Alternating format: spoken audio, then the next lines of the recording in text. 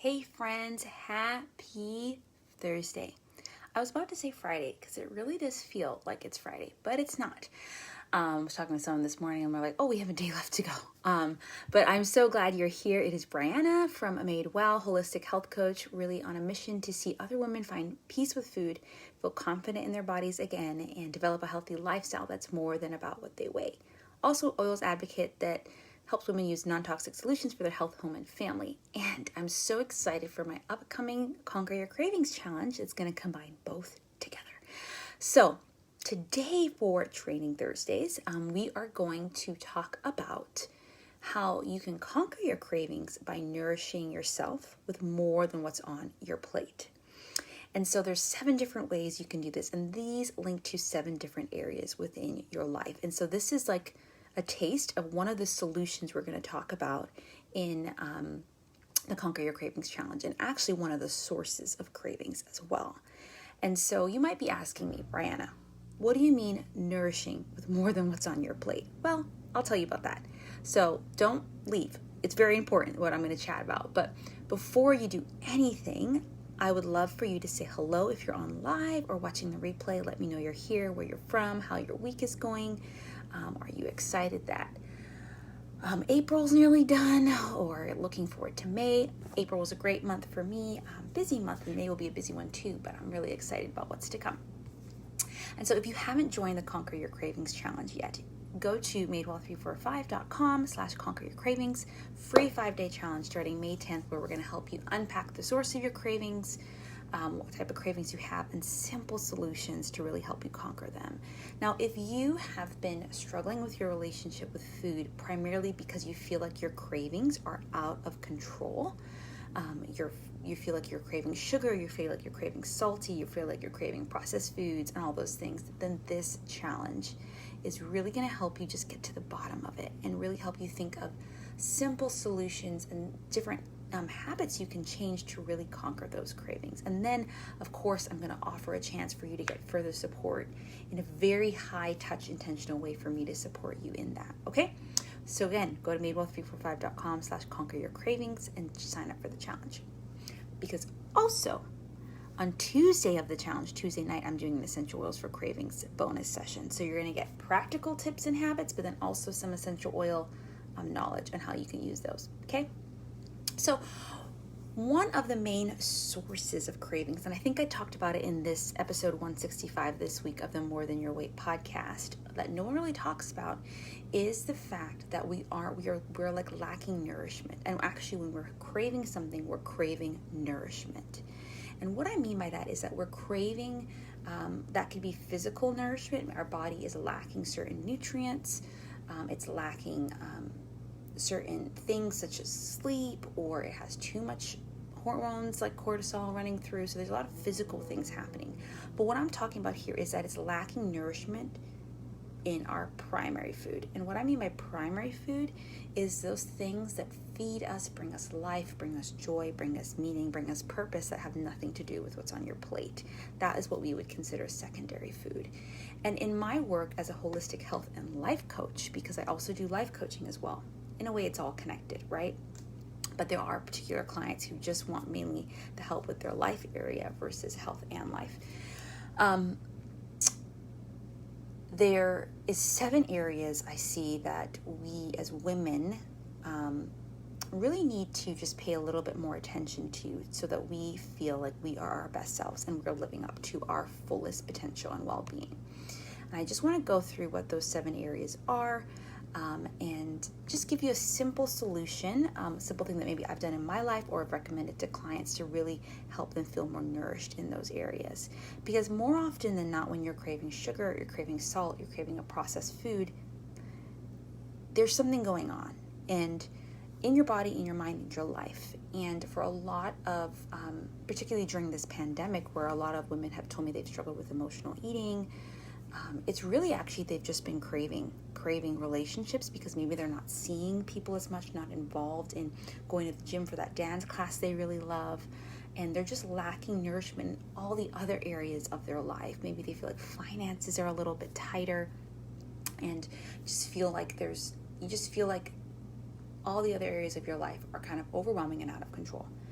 And so often your body wants to give you some sort of resolution, make you feel better, and it has either been trained or it helps you remember how certain foods or drinks make you feel for an instant. Okay, so we kind of run to those things for comfort, and that's one of the main things that drive a lot of our food decisions.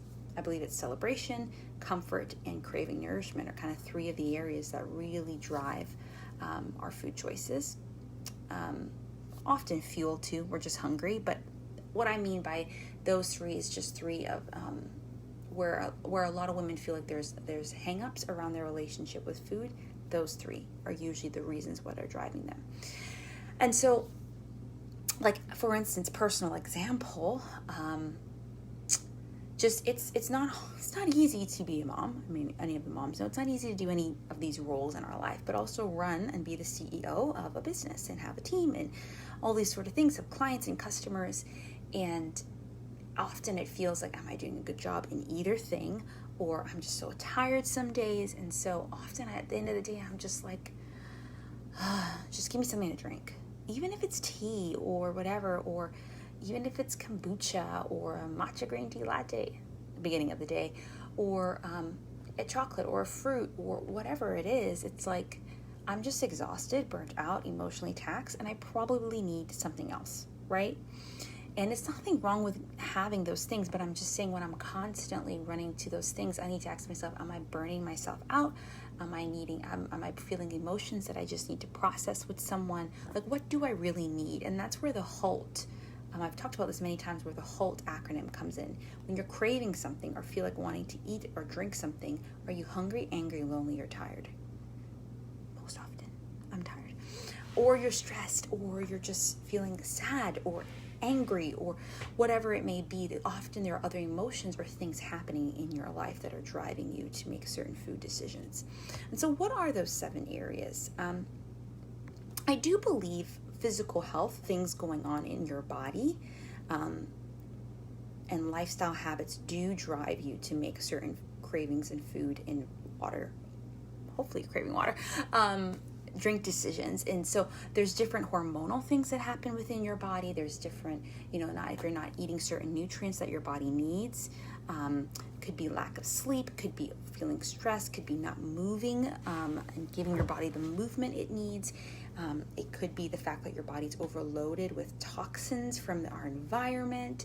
Could be like your digestion is not working properly. And when your digestion's not working properly, a lot of things go array, like your immune system, your inflammation, hormones. Just so much is made in your gut. It's like your second brain, okay?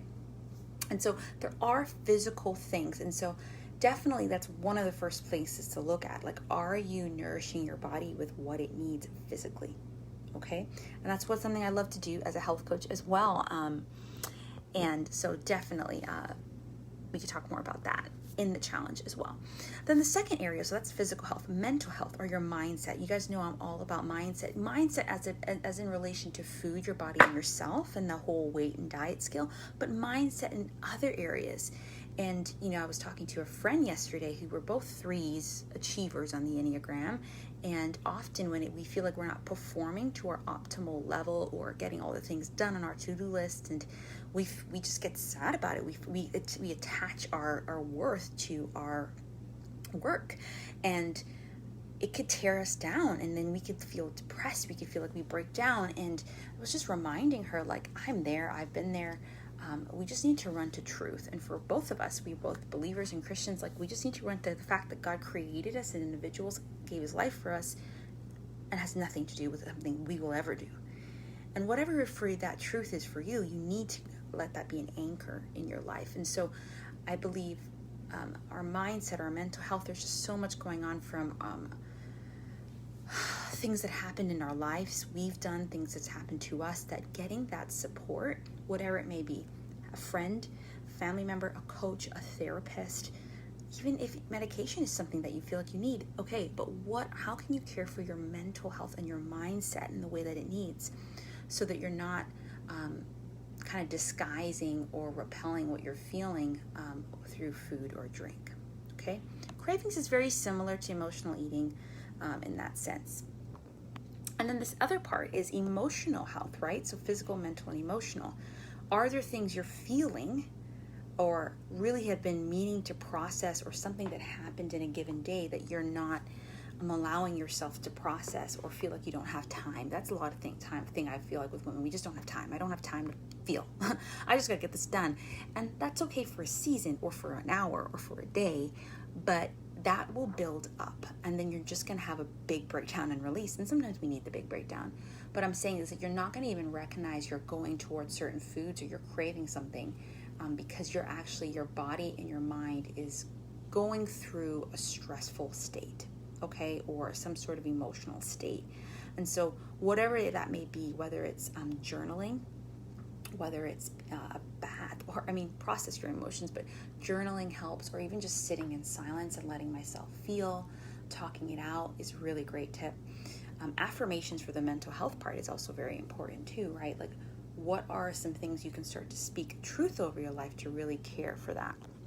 And so those may feel kind of inward, but I feel like often we just care about the physical part, but really your mental and emotional part is also very important. And then your spiritual health. I believe we are spiritual beings, and our connection with God, our higher power, really defines more like who we are, and kind of that deeper meaning and worth. And so if you feel like you haven't connected with God, or in a while, that's going to affect your life, and you're going to be craving nourishment, craving connection. And so, as a new mom, my quiet times and prayers and, spiritual disciplines had to change. It's just, baby barely slept in the beginning, and or when she did, I wanted to sleep. And so I only feel like now am I getting back to some normal routines, but during those 10 months, I had to just find different ways to nourish myself spiritually. And it's really made a difference in the cravings that I've had, and so physical, mental, emotional, spiritual are typically the things you might hear about in regards to holistic health. But there's 3 more that I want to mention. Relational health. So relationships. You were made to be in relationships with other people. We just were. Genesis creation story, not good for man to be alone. Meant to have other people. And when we haven't been able to connect the way that really brings us life, whether that's a hug or seeing people or connecting through conversation or regular workouts with our favorite gym members, it's going to take a toll on us. And I understand the pandemic has really made it harder for so many of us. But what can you do? What can you do to reconnect with people? Or what can you do to repair relationships that you feel like have been broken or strayed away that you really want to? Like, what can you do to really foster that relational needs that you have? Is it even letting a friend or spouse or partner know, like, hey, in this season, I really need this sort of care, I really need this sort of attention, and also how can I give it? So I think one of the things when it comes to relationship, we're waiting for people to give to us. But let me tell you, one of the best gifts is when you can give to someone else. So if you feel like you're lonely, go talk to someone. That feels weird, right? Like you're waiting for people to talk to you. But we need to take initiative for what we need. And as women, it's very hard for us to say what we need. And I think this shows up often in relationships. So be unafraid to share what you need in order to feel loved and cared for, wanted, belonging, all those sort of things. And so, yeah, let me know if that's your thing. And if any of these things stand out to you as you're watching a replay, be like, I need this. Because I'm going to ask you at the end, what's one of the areas of these 7 that you really need to take an action step in this week? And what does that look like? The next is financial health. This is one I've been doing a lot of work on, I feel like, ever since I became an entrepreneur. But obviously I'm a trained accountant. But just because you know how to account and bookkeep and do auditing and all that does not mean you have a good mindset around money. So I've been really working on that, really kind of practically also getting my personal and business finances just in order, and the money mindset stuff around that, and investing in myself, in my business with money, because I believe money is value. Really, that's what it is. It's exchange of value. But we have just dictated that certain things are valuable, or certain people are more valuable because of the money they have and don't have. And that's baloney. But money does play a huge role in our lives. And so really dealing with your financial health, and whether that's doing something like Financial Peace University, whether it's that's reading Tiffany Budgetnitz's Get Good with Money, or Denise Thomas's books in Money Mindset Boot Camp, really for entrepreneurs. But just do that deeper work of like, where are you at with your relationship with money, and how it is in your life right now, and what do you need to grow? It may mean like you want to get out of debt, so you're going to take on a side job. It may mean you need to have budgeting Fridays or finance Fridays, whatever it is. Let me know. I'd love to hear from you there. And then the 7th area is vocational health. Vocation, actually, I think it's Latin for calling. So I kind of lump this together as career, calling, and purpose. I remember reading this book early on into a leadership role I had back home and in Cayman Islands, and also and very early on into my entrepreneur journey.